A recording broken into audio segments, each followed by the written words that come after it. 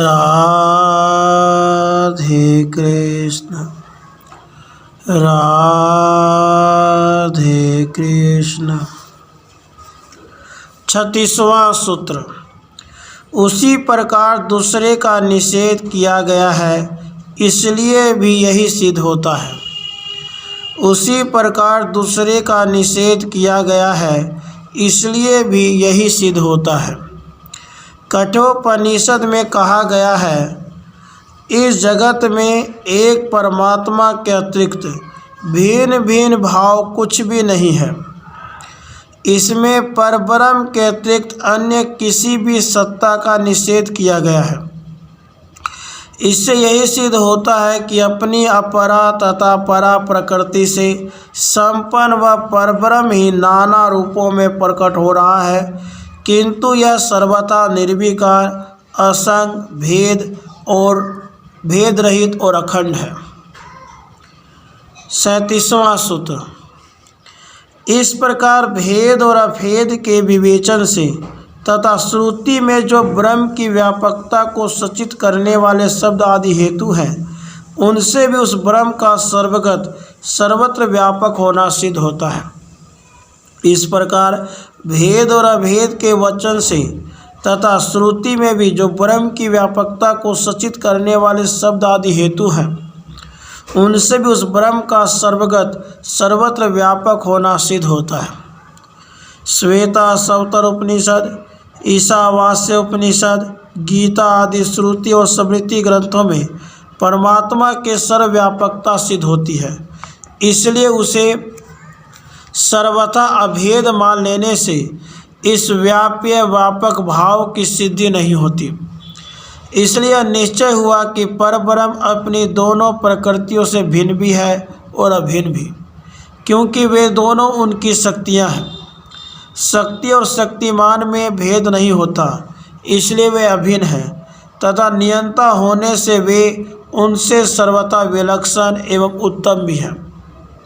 38वां सूत्र। जीवों के कर्मों का फल इस परब्रह्म से ही होता है, क्योंकि ऐसा मानना ही उचित है। जीवों के कर्मों का फल इस परब्रह्म से ही होता है, क्योंकि ऐसा मानना ही उचित है। प्रकृति जड़ है तथा जीवात्मा अल्पज्ञ और अल्पज्ञ शक्ति वाला है, अतः वह सभी के लिए कर्म फल की व्यवस्था नहीं कर सकते। केवल परमात्मा ही सर्वशक्तिमान होने से सबके कर्मों को जानने वाला एवं कर्मों के अनुसार यथा योग्य फल देने वाला है। देवता आदि को कर्म फल देने वाला भी कहीं कहीं कहा गया है, वह भी भगवान के विधान को लेकर ही कहा गया है।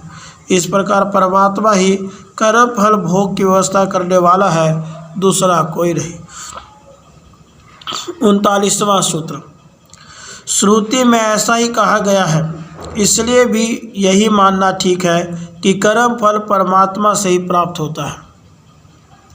श्रुति में ऐसा ही कहा गया है, इसलिए भी यही मानना ठीक है कि कर्म फल परमात्मा से ही प्राप्त होता है। कठोपनिषद में कहा गया है, जो यह जीवों के कर्मानुसार नाना प्रकार के भोगों का निर्माण करने वाला परम पुरुष परमेश्वर प्रलय काल में सबके सो जाने पर भी जागता रहता है। श्वेता सवतर उपनिषद में कहा गया है, जो एक नित्य चेतन परमात्मा बहुत से नित्य चेतन आत्माओं के कर्म फल भोगों का विधान करता है। इन वेद वाक्यों से ही सिद्ध होता है कि कर्म फल का विधान करने वाला वह परब्रह्म ही है। 40वां सूत्र। पूर्वोक्त कारणों से ही जैमिनी धर्म कर्म को फलदाता कहते हैं। पूर्वोक्त कारणों से ही जैमिनी धर्म अर्थात कर्म को फलदाता कहते हैं। आचार्य जैमिनी कहते हैं कि जिस प्रकार खेती आदि कर्म करने से उसके फल स्वरूप अन्न की उत्पत्ति अपने आप होती है, उसी प्रकार युक्ति और वैदिक प्रमाणों से भी यही सिद्ध होता है कि धर्म अर्थात कर्म स्वयं ही फल का दाता है। वेदों में भी कहा गया है कि अमुक फल की इच्छा हो तो अमुक कर्म करना चाहिए। ऐसा विधि वाक्य होने से कर्म का फल अपने आप मिलता है। उससे भिन्न किसी कर्म फलदाता की कल्पना आवश्यक नहीं है। 41वां सूत्र। परंतु वेद व्यास पूर्वोक्त परमेश्वर को ही कर्म फलदाता मानते हैं, क्योंकि वेद में उसी को उसका कारण बताया गया है, इसलिए जैमिनी का कथन ठीक नहीं है। परंतु वेद व्यास पूर्वोक्त परमेश्वर को ही कर्म फलदाता मानते हैं, क्योंकि वेद में उसी को सबका कारण बताया गया, इसलिए जैमिनी का कथन ठीक नहीं है। सूत्रकार वेद व्यास जी कहते हैं कि कर्म तो निमित्त मात्र होता है, वह जड़, परिवर्तनशील और क्षणिक होने के कारण फल की व्यवस्था नहीं कर सकता।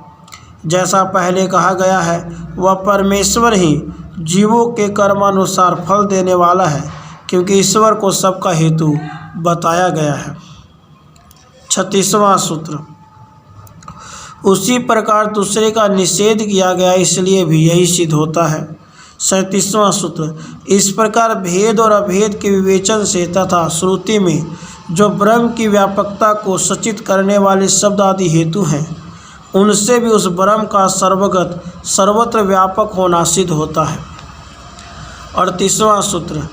जीवों के कर्मों का फल इस परब्रह्म से ही होता है, क्योंकि ऐसा मानना ही उचित है।